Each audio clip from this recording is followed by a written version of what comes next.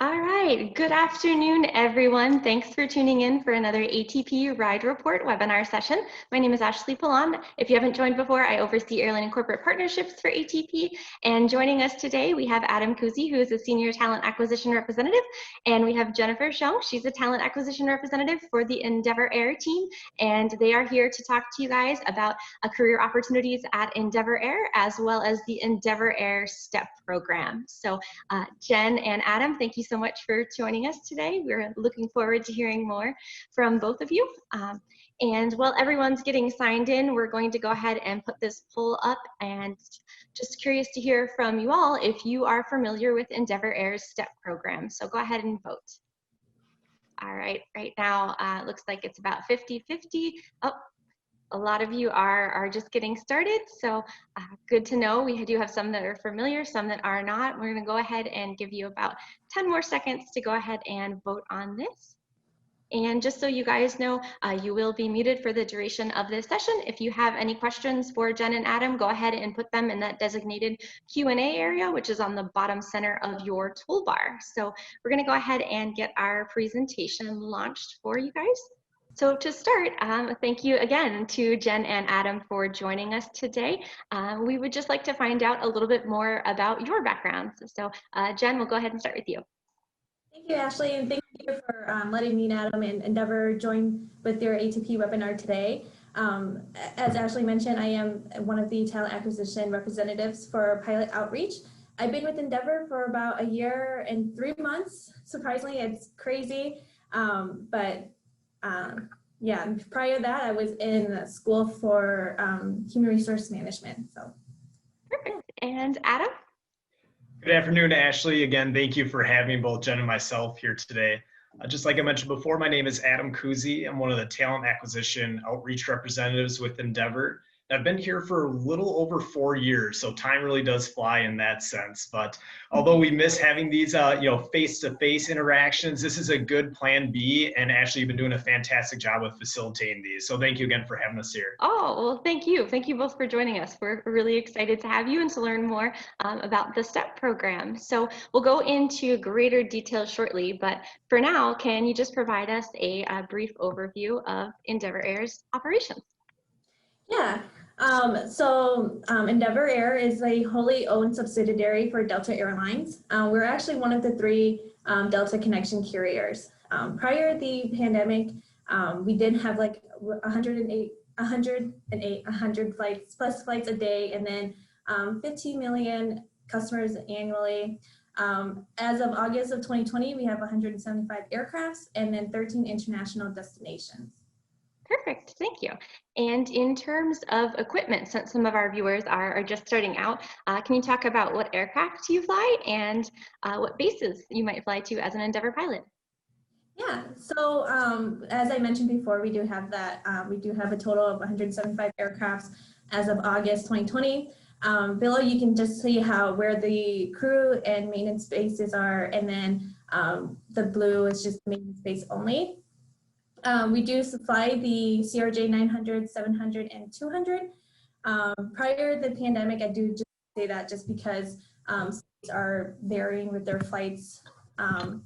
New York was our most junior base. However, if we will talk about STEP in a bit here. There is a QR code, unfortunately not in this slide. You will see in each slide there's a QR code to sign up with STEP. You can just take your phone out and just take a quick picture of it, and then you can sign up if you are affiliated with one of our STEP schools. But yes, and with that, previously we typically sent out like notifications of like our flying schedules and like real-time updates. So like I mentioned before, it does really vary. It is very fluid, so. Perfect. So guys, go ahead and if you haven't yet, if you sign up for that, you'll be able to hear once operations kind of return to normal, which of those bases are the junior base and which one might be pertinent to you. I know a lot of you on here are interested in Atlanta, so definitely keep in contact with the Endeavor Air team. So this next slide, Jen, this is just showing a route map of where a pilot might fly or routes that might be available for Endeavor, correct? Correct. Yeah. Yeah. These are the cities that we serve for Endeavor Air. And when I mentioned that QR code, it is on this slide. So you'll see it on the other slides too. Perfect. Yeah. So that's in the bottom right-hand corner, guys. And so what is neat about these and why we show them is, for example, if you're interested in a Atlanta base, you can see that you might be getting to fly to the Caribbean and down to, it looks like, the Marsh Harbor, so in the Bahamas. And if you're interested in a more northeastern base, you might be flying throughout the eastern part of the U.S. So the next thing that we would like to talk about is, can you just describe some, you mentioned that Endeavor is obviously a wholly owned subsidiary of Delta Airlines. So can you talk about what's beneficial, especially with regard to hiring and establishing that career path from Endeavor to Delta? Yeah, so as I mentioned before, we are the wholly owned subsidiary, like Ashley mentioned too. We are the only regional carrier that offers a defined career path to Delta Airlines. It's called the DGI program, the Delta Guaranteed Interview. And with Delta, we are one of the gold standards for the top performing regional airline. So. And then as far as company benefits, can you just describe some of them that a pilot might receive when they're flying for Endeavor? Yeah, so obviously I feel like everyone already knows you do get that free and reduced rate travel with aviation. But one great thing about with Endeavor is that we do fly above all other regionals airlines employees on Delta and Endeavor flights. So our status is a bit higher than other regionals when we are on that like standby list. We do have a travel companion edition and a strong commuter policy too. So awesome. And that is something that if any of you have a family member that works for the airlines and you have ever non-revved, you can speak to how great having high priorities are, because what that translates to is you potentially making that flight when there's availability and not having to wait for a later one when you're flying standby. And so the next thing that we're going to talk about, and a question that we're often asked, is how are airlines just ensuring that operations are safe with the result of COVID? And so can you talk about some of the preventative measures that Endeavor is taking? Yeah, so with Delta and Endeavor has gone through extreme measures to keep employees and customers safe. Our leadership team has supported us through this pandemic by mirroring Delta in its steps of what we are to be safe to take. And then, so with Endeavor, we've dedicated employees to help COVID resources related questions, along with weekly updates from our leaders. We do have like those mask requirements in our buildings, also in crew, temperature checks. I did have my temperature check walking up the building earlier. So yeah, we definitely want our employees and customers to be safe. Perfect. And I know that you guys are really abiding by that. Just before we had all of our viewers join, we were even talking about how you and Adam are in different rooms of the building because you have masks off to ensure safety and social distancing. So you can see that And that's Ashley, one thing I wanted to mention too, if you don't mind me butting in here, course. it's really exciting to see this. Just like you mentioned, Jen and I were in different rooms right now, and I'm looking down at the floor in a room that we would typically have, 4 or 5 people in. It specifically states on the outside, only 2 people max capacity in here.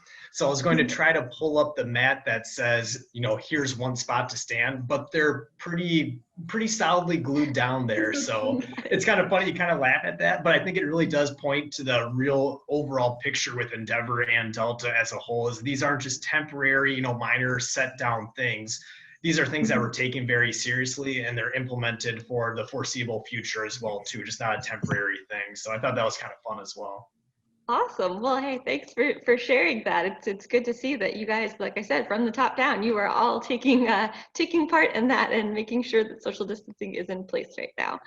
So now that we've heard about that, I know that a lot of our viewers right now are interested in hearing more about the STEP program. So Jen, can you please just go ahead and describe what STEP stands for and walk through an overview of this program for our students and instructors?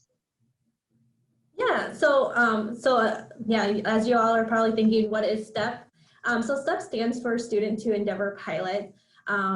It's really just for us recruiters to get out to our schools and educate and engage with students, ATP, any of our partnered schools, students and instructors, just so we can help them with their aviation career.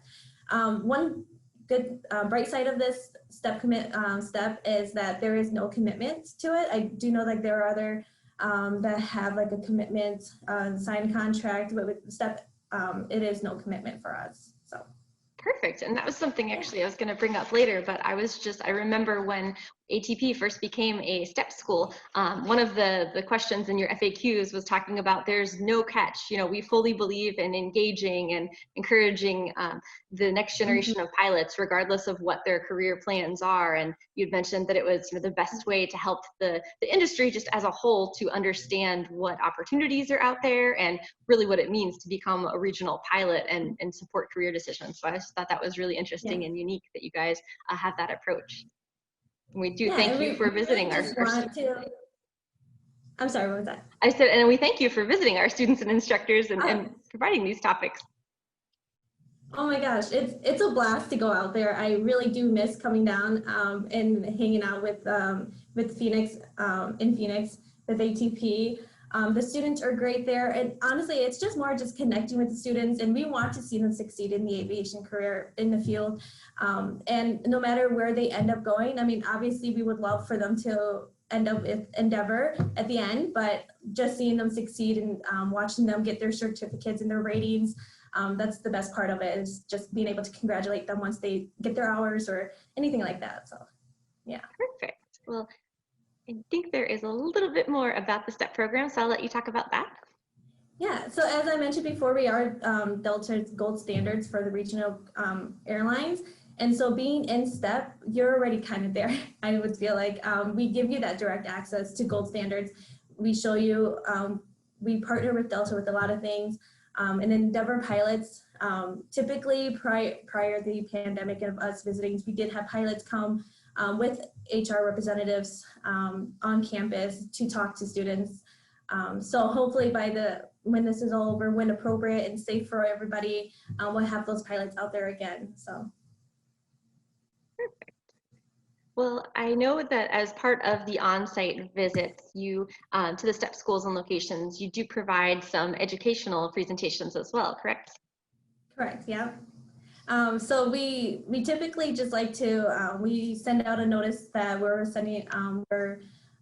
coming to campus and we're going to be presenting. Usually we do like how to prepare for an interview, a day in the life of a pilot, first officer. We do have resume review tips, mock interviews available, just anything like that. And then, yeah, so, yeah. Awesome. And I think we're going to, thank you so much, because I know that we're going to dive into some of these topics a little bit later. And we really appreciate that you guys are willing to do this remotely and help educate our students and instructors. So with that, can you just talk about that instructors that are part of the STEP schools, can you talk about when that they're eligible for an earlier interview, correct? Yeah, so you are with STEP, when we have those applications.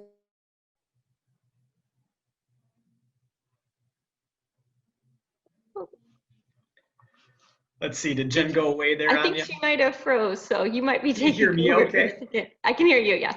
All right, well, looks like my number is called to get off the bench and start talking then, huh?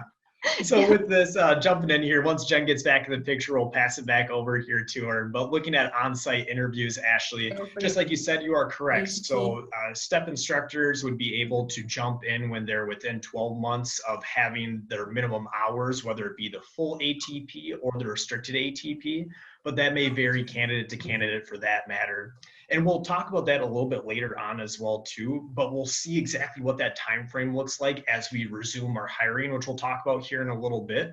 But we'll at least explain it from the prior to COVID standpoint for the time being. And as we get that information, we'll of course pass that back on to you as well. Jen, I see you moving around again, so I'll pass it back over to you now. Oh. Okay, thank you so much. At first I didn't realize it until my internet went in and out. Sorry about that. No problem. So I think the next thing that Adam just covered this, but well, can you walk us through just how an interested pilot is able to sign up for the STEP program? Yeah, definitely. So you could, as I mentioned before, with that barcode, with the QR code at the bottom, you can easily just sign up from there, or you can use it from our website. But you really just kind of, you just put in your email, your name, your flight school, your ratings that have been completed, and your current total hours, and that's really what we would like to see from your profiles. Yeah. Perfect. And then if you guys are joining and you're tuning in and you're an ATP student and instructor, you will see that there are 3 options when you apply. It'll be ATP Phoenix if you're at Phoenix, ATP Jacksonville, or ATP Other. So just make sure that you affiliate with whatever training center you are in fact attending or instructing out of. And then with that, can you just talk also, Jen, about, so once someone signs up, how they're able to then follow up with you and keep in contact as they build time? Yeah, so as I mentioned before, I was saying that I do love like seeing how people update when they update their times, and then they get their ratings, and this is how I see that. Constantly I'm looking at all the students in the schools when they update their hours, and then I usually get a note. I can see that you've updated your hours and where you are at your hours. This is where I can see that you've updated.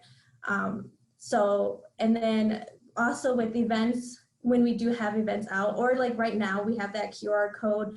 I do have those. When you sign in with that QR code, I can tell that you attended to this webinar, and that's great.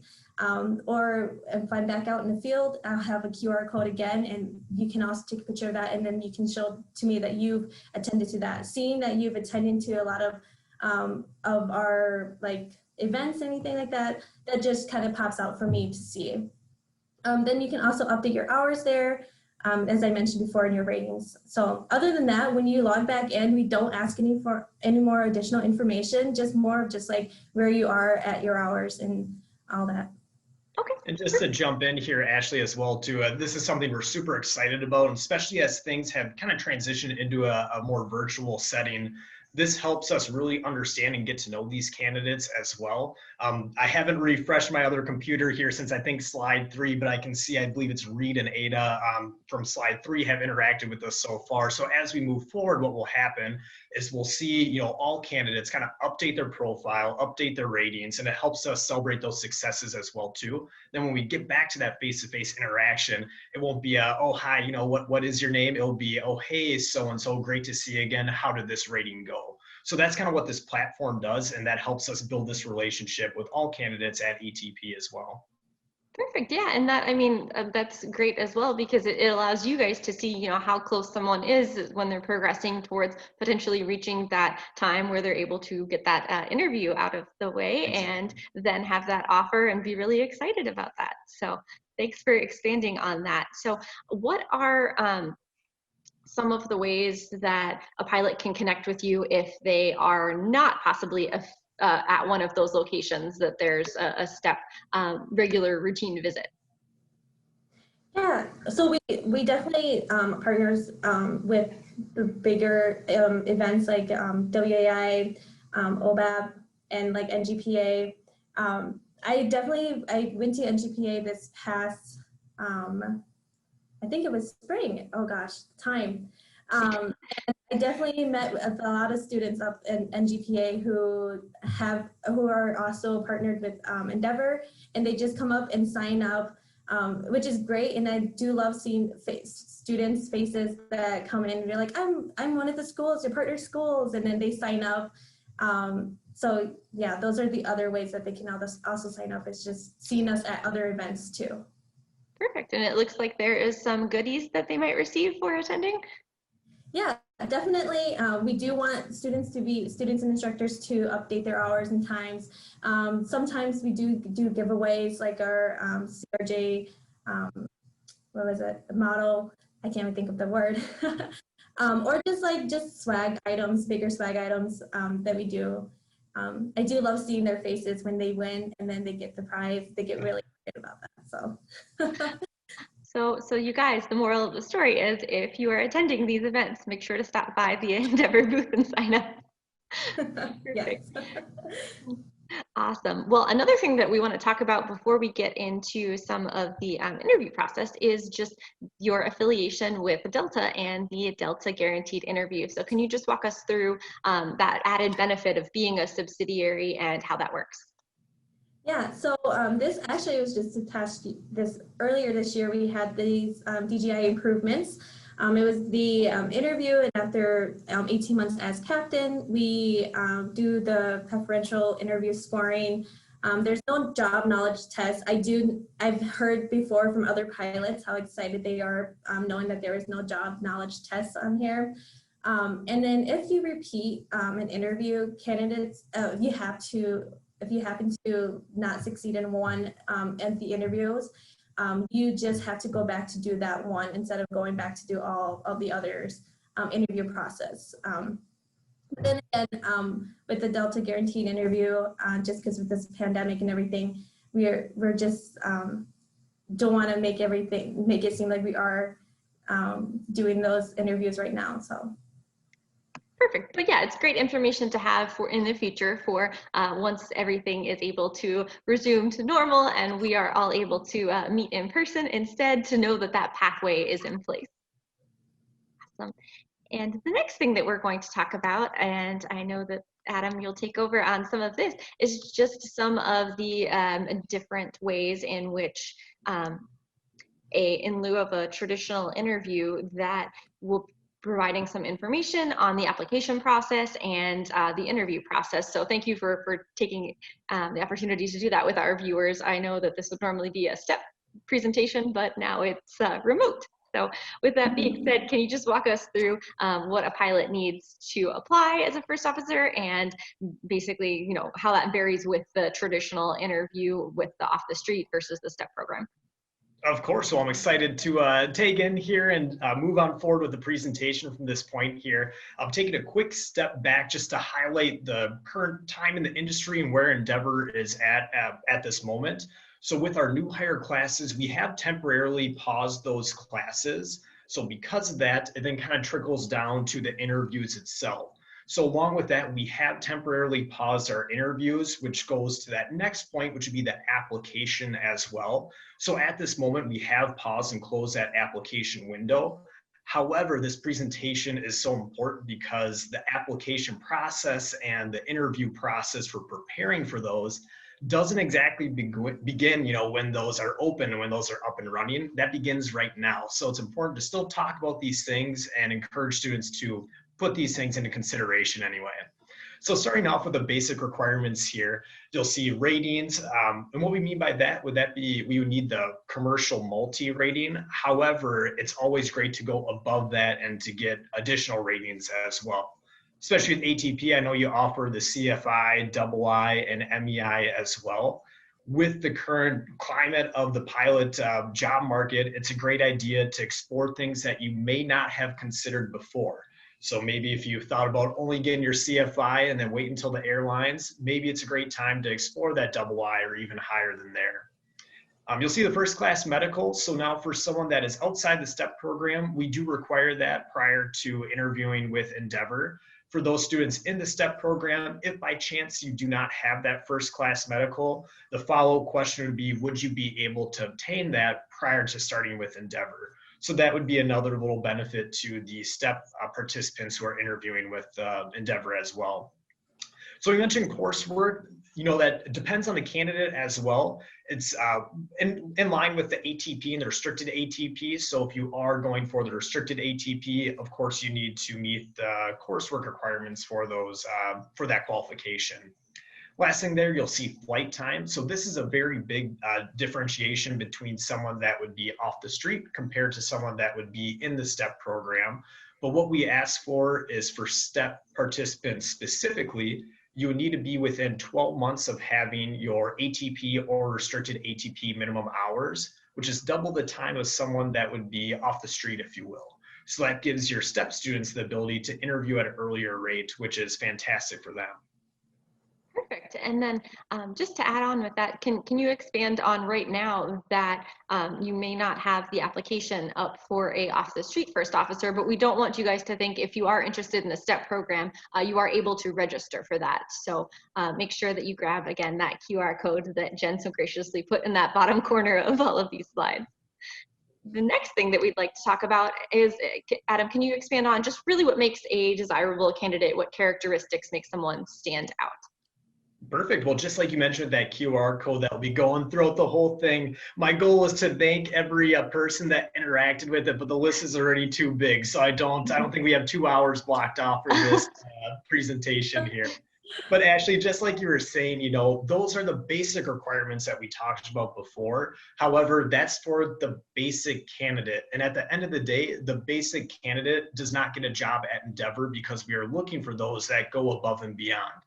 Especially in this time right now, with all these different things changing, attitude is arguably more important now than it ever has been in the past. It's about how you approach things. It's how about you show your attitude to others and create a positive environment rather than a negative environment.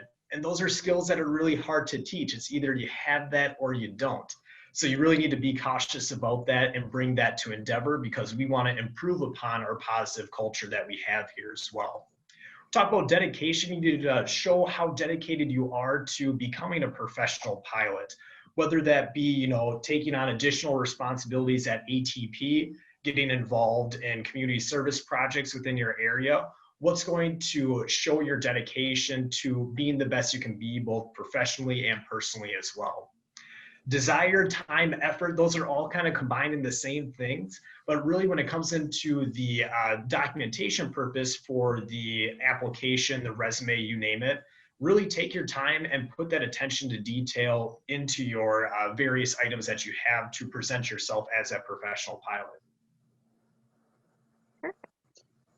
And with that, I know that this is something that we definitely want to cover on our next slide, but can you go over, to start, can you just go over, a lot of our viewers are starting out, so they might not know what PRIA is and what it stands for, and just when they would need to complete that along with this slide. All right, well, I'm sure everyone watching this presentation, just like me, spends our Fridays and Saturday nights reading our PRIA guidelines and really diving into the books on that. So I'm sure we're all on the same page with that though, right? But ultimately what the PRIA would be is something that you'll have to do as a professional pilot. You'll be, when you apply for a company, they'll be checking the past 5 years of your pilot training records. So it just kind of gives us the ability to have a snapshot of documentation-wise, training record-wise, what has happened at previous employers, just to make sure that the information disclosed during the interview was truthful all throughout. So on this slide here, we're talking about background. Oh, it looks like Adam also. He's letting you catch up. So yeah, so pretty much getting started. After you made the decision, you should wholly dedicate yourself to the career starting now, because staying out of trouble because your past can haunt you. This is a really highly regulated career. Oh, it looks like Adam is back on. Is Adam back on? Oh, I think he was for a second, so we'll let him catch up. So as Adam mentioned before, like this is a highly regulated career. We do an excessive background check on our prior hiring you. So at the end of the day, always think of the long haul. Set your goals, make your plans, and follow through. Maybe Adam is back out because I can see him shaking his head now. But yes, Adam, I was just catching up on just kind of getting onto that third bullet there, making their, to just follow through their goals and making their plans. Perfect. Well, I think Ashley, what they do is when I make really bad jokes about PRIA, they cut off the internet connection for me. It happens all the time. So Jen, I think you nailed it though with this slide here. Perfect. Well, I have one last question before we move on with regards to this. Can you also just give some of our viewers that are probably a little bit earlier on in their career some information on that complete work history that is required on the actual application? Because I know that that's something that maybe it's better to think about early on and to have that logged than to be trying to track that down later. Exactly. And just like you said, logging it is critical. So for all candidates, all instructor, all ATP students out there, I would encourage you to have a Word document just where you document, when did you start? When did you end? What's the address of that location? What's the phone number? And maybe a supervisor as well. So just like you mentioned, there's a time frame, and that may vary company to company as well. On our Endeavor Air iCIMS application or our company website application, they ask for a 5-year time frame. However, there are companies that ask for 10 years, if not longer than that. So just to be on the safe side, track them all just so you have them, because you never know when you may need them. Perfect. Awesome. Well, then thank you for providing insight on the application process. We're now going to move on to the interview process, and we'll discuss how to, now that we know how to submit an application, we'll discuss a little bit more on the interviews. So the headquarters interview is the first one that you're going to talk about. And now this is for someone that is applying as an off-the-street applicant, correct? That is correct. However, sometimes we do have STEP students that will take advantage of the in-person interviews themselves. So let's say, for example, Jen may be scheduling a visit to Phoenix, and someone, for example, in your new up and coming Minnesota location, that sounds very exciting. Let's say they wanted to interview sooner than Jen had a scheduled visit for. We could always explore the option of bringing someone back to our company headquarters to move that through as well. So we do like to highlight them both just so everyone knows the different options that are out there. So specifically starting off with the headquarters interview, basically what happens is a candidate would submit their application. The application then goes through an application review. If the candidate is successful with that, they would move on to a phone interview. During that phone interview, it's along the lines of verifying the information that was submitted on the application and just making sure that all questions are answered prior to that in-person interview. So in the in-person interview, that would take place up at the company headquarters. And if the candidate is successful with that, then they would be extended to CGO. And typically that happens the day of the interview, and then paperwork is completed from there. Perfect, thank you. And what are the differences, or can you walk us through what STEP students that are on site, say in Phoenix, might experience? Yeah, so that's kind of where we tailor to the needs of the candidate in particular. Some people want to see that company headquarters right off the bat. Some people would like to interview in a place where they're more comfortable, such as their flight school in general. So we do accommodate to those needs as well too. And what will happen is, just like, again, I can't read all the names here, but everyone that interacted with the STEP program, if we have a visit to your upcoming location, we'll shoot you an email and say, hey, just FYI, we are doing interviews as well too when that time does come for those that meet that criteria. So then what happens is Jen or any recruiter that would be on campus there would work with you to schedule a time, schedule a location. We'll then interview you on the spot at that school. So you don't really have to worry about traveling up to the headquarters, don't have to worry about hotels and shuttles. You're just going through the motions of a regular day, and then we're going to meet you there as well. Then what happens is if you are extended a job offer, you would be brought up to the company headquarters at a later point in time to go through the paperwork. We mentioned it, a little bit earlier on about the benefit with STEP. You can interview when you're 12 months out from your time, which is double the time of someone that is not in that STEP program. So it does give you the ability to have a longer window and interview at an earlier rate in the career as well. Perfect. Awesome. And now that we've gone through the component or the different opportunities to interview, can you talk a little bit more about some of the different interview components? My gosh, I'd love to. This is one of the most exciting things in my job, so I'm happy to chat about it. So with the interview components as a whole, it's broken down into different sections, just like you have highlighted there, Ashley. So there's the HR portion, the behavioral based, or the tell me about a time when portion, and then the technical portion. So the very beginning portion, that's just going to be kind of the on paper, verifying the information that you've disclosed in the application and the resume. So where'd you go to school? Where'd you do your flight training? Have you had employment, either flying or not flying, in various different locations? Just trying to get a gauge on, what you have done to get to this point. Then it moves on to the next section, which will be the behavioral based interviews. So tell me about a time when, let's put you in this situation, how would you react? There's really no, right or wrong answer to that. We're just looking for examples, looking for stories, and looking for more information about what have been some of the experiences that these candidates have gone through to make them be successful as a first officer with Endeavor. Then at the bottom there, you'll see the technical portion. It's just wrapping up the last of the interview. So talking about the technical side of things, there'll be 12 different technical questions that are basically, like the written exams for any rating that you may have, as if you were to take 12 questions out of all those exams, those would be all fair game in that sense. Then at the very end, you'll brief approach and also read some weather for us as well. Perfect. Well, thank you for giving us that comprehensive overview. I know that the next thing that we'd like to talk about, and this is probably one of my favorite topics because it really just allows you to have a really comprehensive, composed, complete answer to interview questions. So can you tell us a little bit about that STAR method? Of course, I'd make another lame joke of reading that Fridays and Saturday nights, but my internet might go out again too, so I'll have to pass by that. But a very effective way to answer those questions is with the method called the STAR method. So what it stands for is situation, task, action, and result. So you think about these questions that the HR team may ask, tell us about a time where you had to handle a customer or student conflict. You're going to be thinking, okay, how do I answer this question, right? So if you go through the STAR method, that's a very effective way to answer those questions. And with the situation, you basically tell us, what was going on to build up to this point. With the task, you'll inform us of what you needed to do to complete this situation. The actions, you'll tell us what you did specifically to get your desired outcome. And lastly, the result, what was the desired outcome and what ultimately occurred from this situation.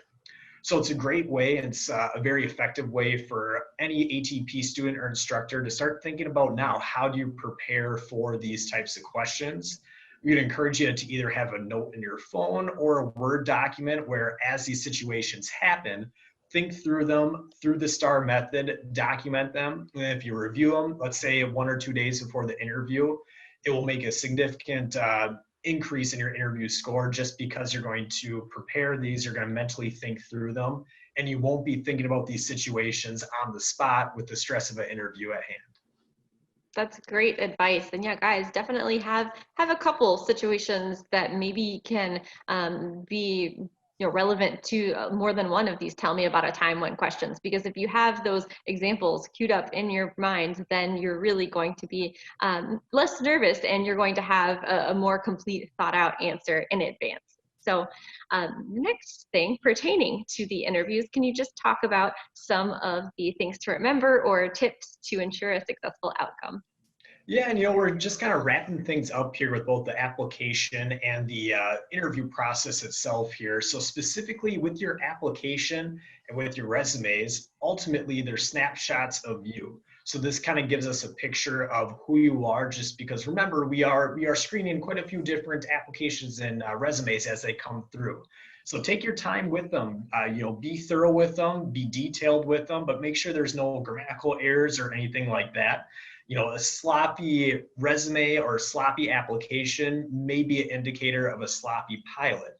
And maybe there will be times where we can accommodate that, but with Endeavor specifically, we're looking for that top tier candidate. So that may be something that would eliminate someone from the process as we go through it.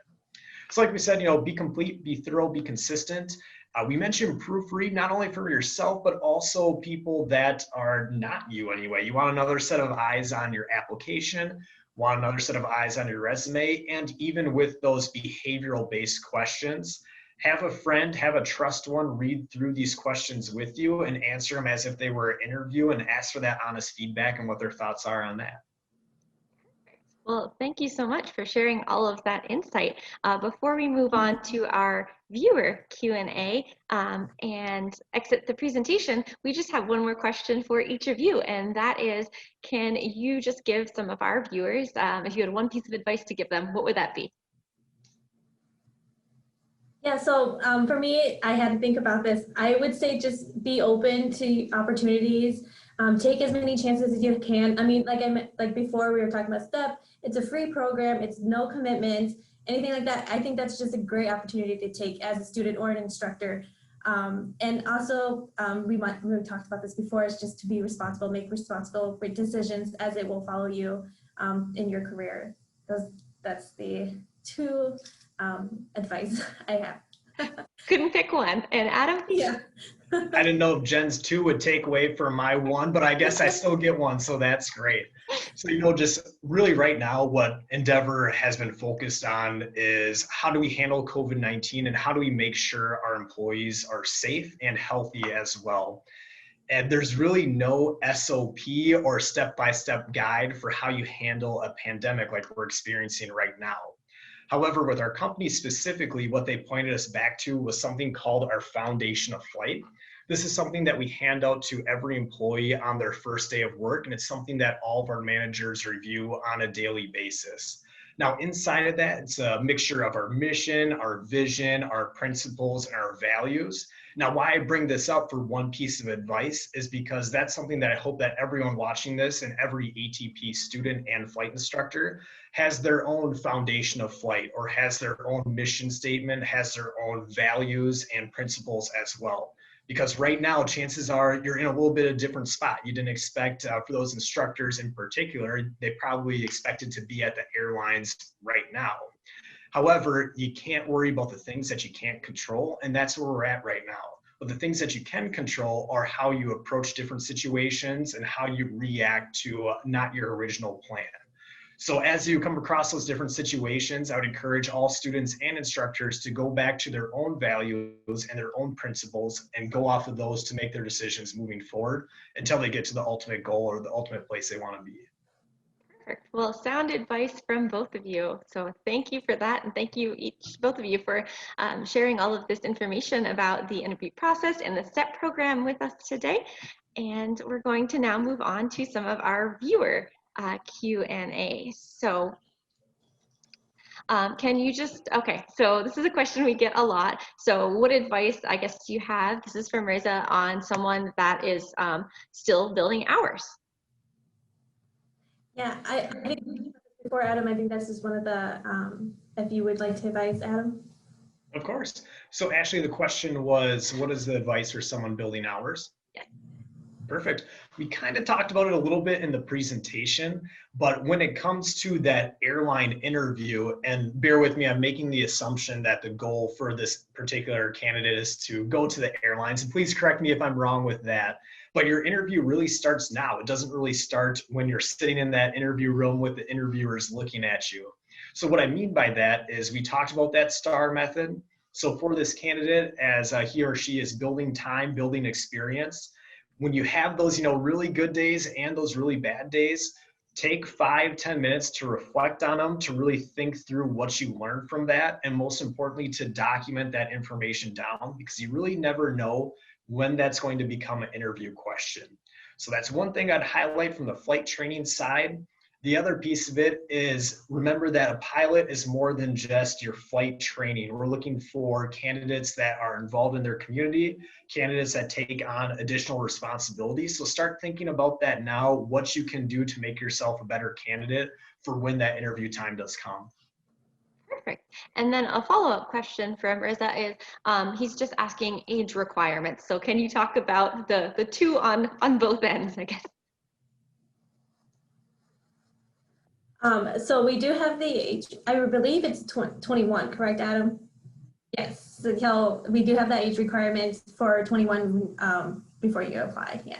Perfect. And then as far as hiring someone who might have be closer to having a little bit more life experience behind them, his question is there an age requirement on the other end of the spectrum? For someone that might be applying after as a second career, possibly. As a second career. Oh yes, we've definitely looked at, we definitely have hired and looked at applicants that are, has become a pilot as their second career, yeah. Exactly. And just like Jen was saying, it'd be the FAA requirement. So we wouldn't necessarily, implement age limit or restriction. All of our, requirements in that regard do come from the FAA as well. Perfect. So as long as you are at least eligible for the restricted ATP at age 21, and then you are not at your 65th birthday to mandatory retirement, you are good to go, Riza. And so another question is, if you received the CJO after your interview 12 months prior to fulfilling the flight requirements before COVID, how soon on average would you receive a Class 8 once you reached minimums?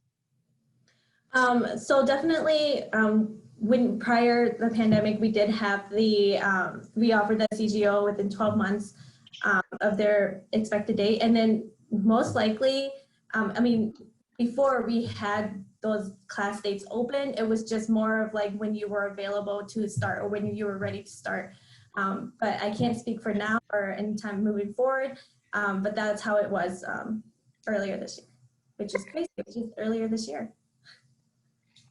And can you talk a little bit about maybe just some of the interactions that you have? Jamil is asking, is the STEP program a cadet program? So just once someone signs up for that, aside from those training center visits, maybe the ability to interact with the Endeavor team. You know, we get that question a lot, actually, if it's a cadet program. We feel like we don't want to say that it is a cadet program just because there are cadet programs that are, you have to make a commitment towards, and you have to, and then you also work for the airline that you've committed with, because STEP is a non-commitment program. And you're open to keep your options open to where you want to go after you've done your hours and all that stuff. So on one hand, it's kind of like a cadet program because we do want to reach out to you. We do want to see you succeed and all that stuff. But it's kind of like a mixture of a question, I feel like, yeah. And I could add on that a little bit more too, just with the STEP program as a whole. Just like Jen was saying, so it's a non-commitment type of program. Nothing is going to be forcing you to go to Endeavor. Ultimately, we'd love to have you at Endeavor if that's a place that you want to be at the end of the day. So with this STEP program, and for all participants across all of our partners that are in the STEP program, really it's as much or as little interaction as you want it to be. So if you want to go into the STEP program and update your hours every week, we would personally love that, but we understand that that's not, what everyone is looking for out of this program. So what our goal is to make sure that you're informed of when we're visiting, what we're doing, and our goal is to at least have an understanding of where you are at in your career and your training. However, if you want more out of that program, by all means, we're happy to accommodate that as well too. So if you're looking to chat with pilots on a more frequent basis, if you're looking to have more guidance on, ratings or hours or anything like that, we're happy to provide that. But again, it is kind of a two-way street. We'll work with you. If you work with us, we want to at least provide you the base with the STEP program. Perfect. Thank you. And it looks like we're just getting a question from someone that maybe wasn't able to attend in full. Just so you guys know, if you had somewhere to go or maybe joined us a little bit later, this will be on ATP's YouTube channel and pinned on our Facebook later. So Oliver, you'll be able to catch up on anything that you missed. Okay, so the next question is, what can someone who is maybe just starting out and is still just finishing up high school and looking to make that next career progression, what are some things that they can do to help themselves now to set themselves on a good career path? Yeah, so my thing, I would usually say just do your research, I know that with becoming a pilot, it can cost some money. I do know that, so definitely reach out, look at scholarships and see if there's any scholarships, join any aviation programs like Women in Aviation, OBAP, NGPA, just kind of getting your opportunities out there. That's what I could recommend, just as you are just getting out of high school, looking at those colleges that have that aviation program. That's what I would suggest for a high school, yeah. And I would jump on that as well too and provide some more just additional information along with Jen too. Looking at programs, a very important thing to consider is what that flight school or what that program, what partners they have for that next step in your career. I mean, ultimately, yes, you are going to a flight school to build your training, to build your experience. But what is that towards? Chances are, if it is the regional airline anyway, chances are you're building towards that regional. So you're going to want to look for a flight school that has those partnerships, that has those relationships. And I don't know if there's one that ATP does not have. So a great place to go for that training. Well, hey, thanks for the shout out there, Adam. So we also had a question from Ben. He completed the career program with us, and he is at 1,500 hours. So he is just curious what ways he could potentially get involved or increase his chances in the pool for Endeavor.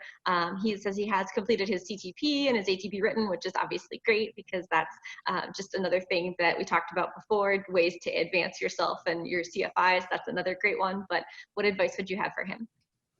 Well, first, congratulations with ATP, getting your certificate and all that. I guess the advice, like what Adam has mentioned before, is just to you're building yourself right now, even during this pandemic, getting those hours in or getting more experience. I know Adam and I were talking before. You can, if you would like, you could get more ratings. Is that what we were talking about, Adam, correct? Like going out there, getting more experience, getting more ratings. That's what I would recommend. If you're a former ATP, definitely reach out to me privately, then we can definitely talk more about that. So he's asking because he is on the higher end. He has reached 1,500 hours. So he's asking, is there any way that he could either through an affiliation, maybe this is a question, is there a maximum number of hours to enter into the STEP program? Because he's already at ATP minimum, so he might be more in a first officer off the street position. Yeah. Adam, would you mind? I'd love to. So with, you said Ben was his name, if I remember correct. I did see a Ben that either interacted with STEP or signed up. So if it's the right person, first off, thank you so much. And just like Jen said, congratulations to you as well.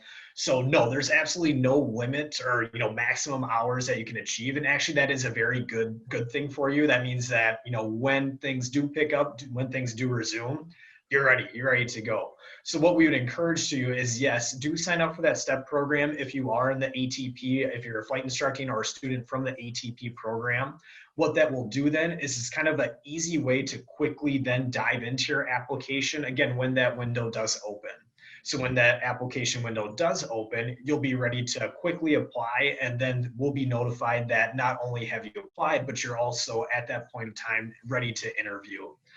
So that's just kind of from the Endeavor, the application side, just like Jen was kind of saying before, from now until that point, don't be complacent. Think of what other things you can be doing, whether that's with ATP or whether that's getting involved with either volunteer experience or just aviation organizations in general.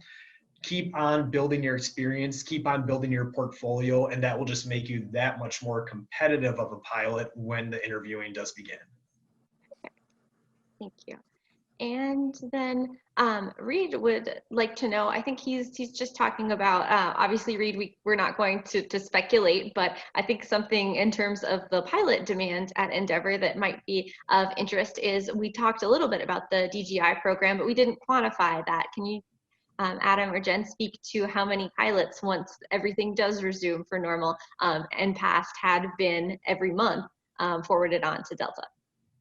Yeah, so that, is something that's always consistently being reviewed and something that does kind of fluctuate as well too.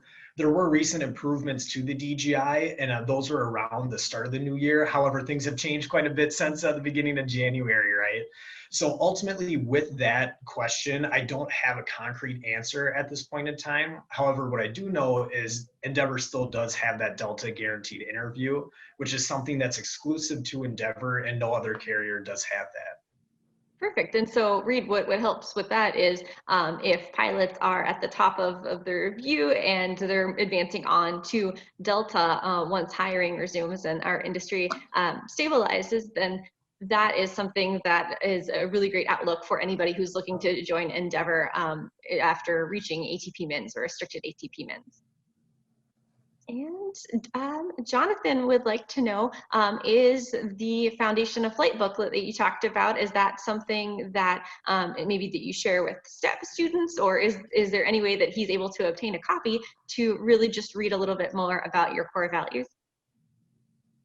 Yeah, so definitely we do have our core values on our website. So you're more than welcome to just get onto our website, look at our values, our missions, anything like that. And if you do have any questions about Endeavor Air itself, definitely reach out to me via email if you want to.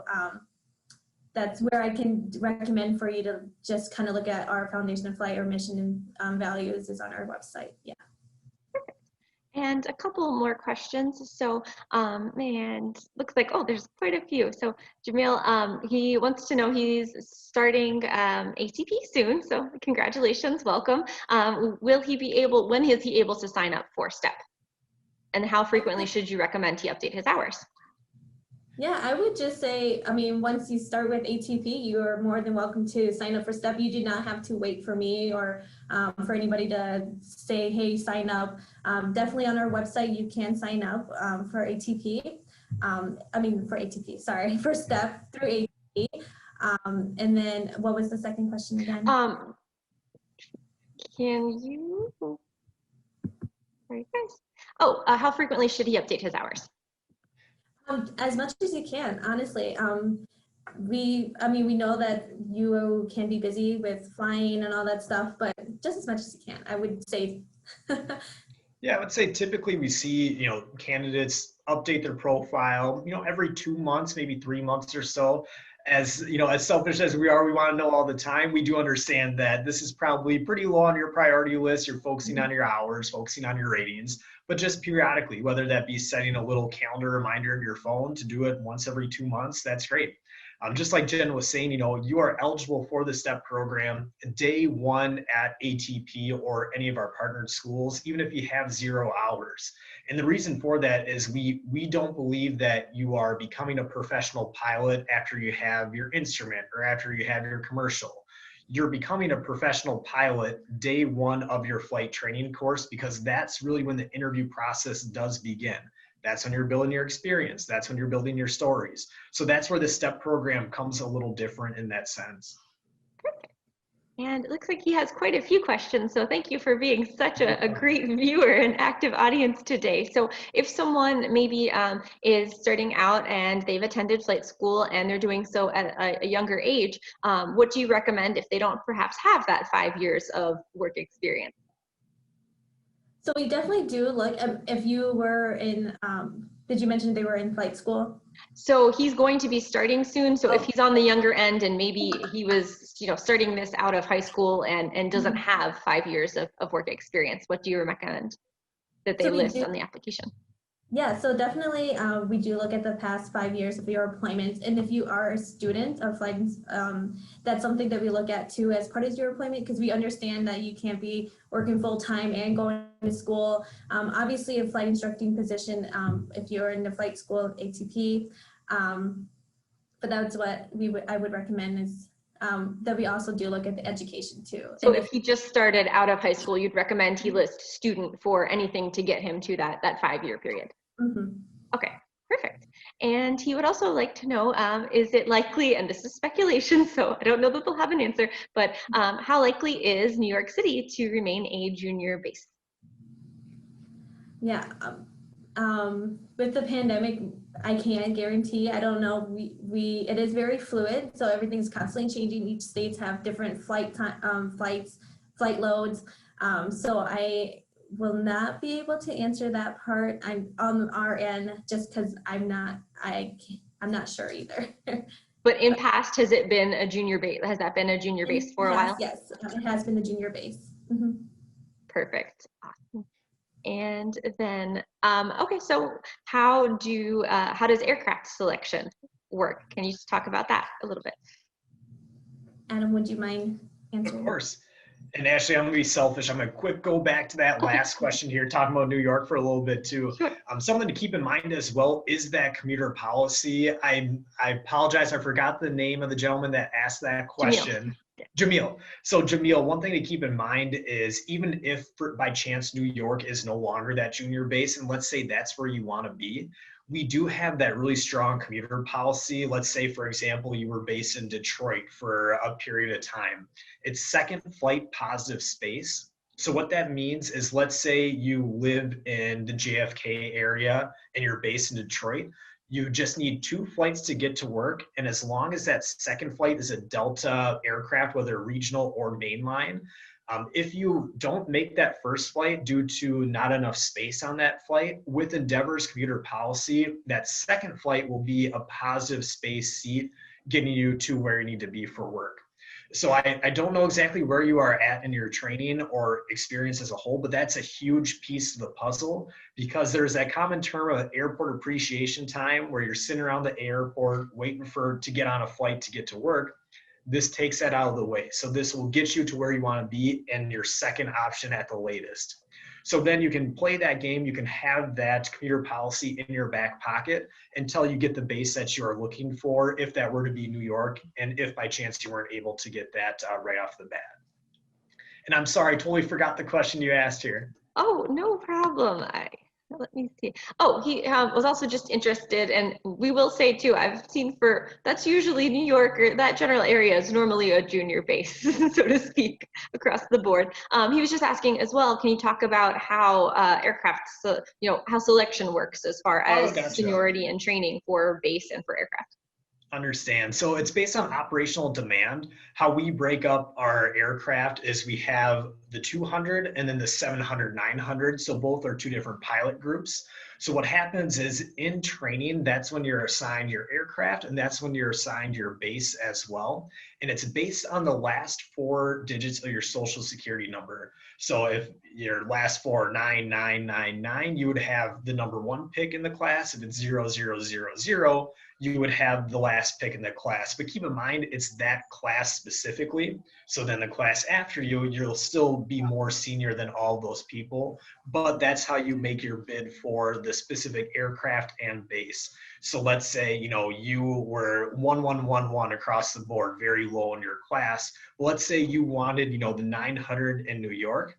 And let's say operational demand had other aircraft and other bases. The people above you may not want that aircraft and may not want to be in New York. So just because you're low, it's all depending on people's preferences and what's available from the company at any given time.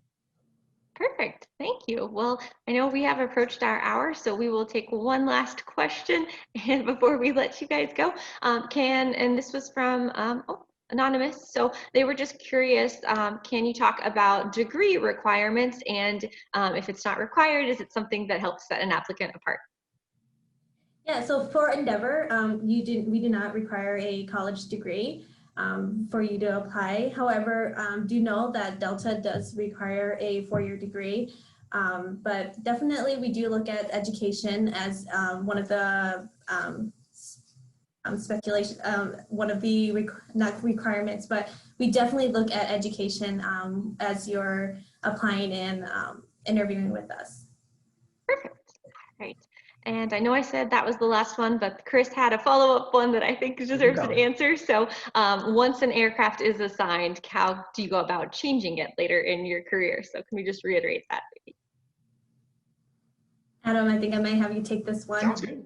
Yeah, so, it depends on kind of what's going on with the company in general, but, prior to COVID, there was what we call a seat lock for 18 months.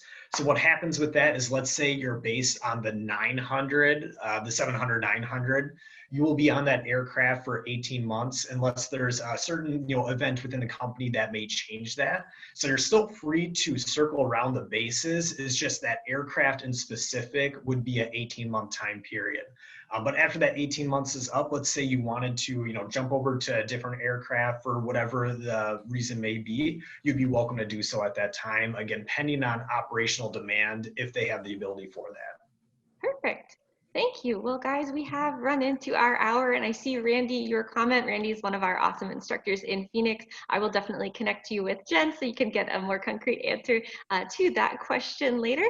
And thank you both, to Adam and Jen, for taking the time to speak with our students and instructors today and provide insight onto the application process, the interview process, the STEP program, and just aviation in general. So really appreciate you being here, and thank you.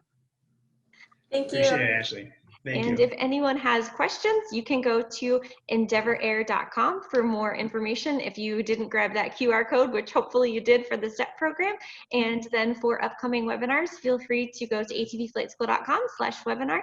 Everyone, hope you have a great weekend and fly safe. Thank you.